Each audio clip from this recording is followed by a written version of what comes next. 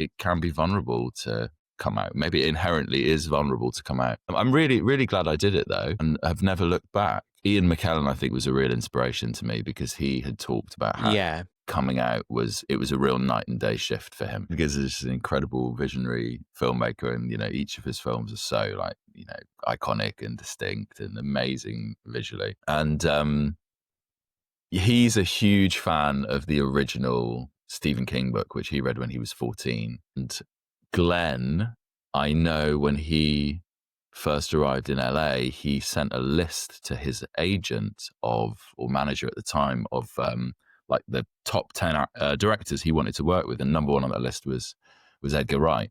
I think this was something like 15 years ago. And so they both love this project so much. They're so passionate about this.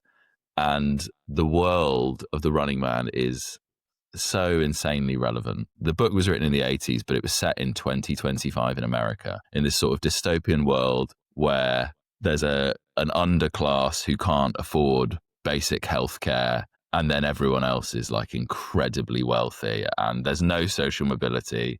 The only way that you can possibly rise above your station is through competing on brutal game shows where you risk death. All of which sounds like maybe a little familiar. It's been a real joy to watch it. I've seen it twice already now in the last few days. And how do I fit in?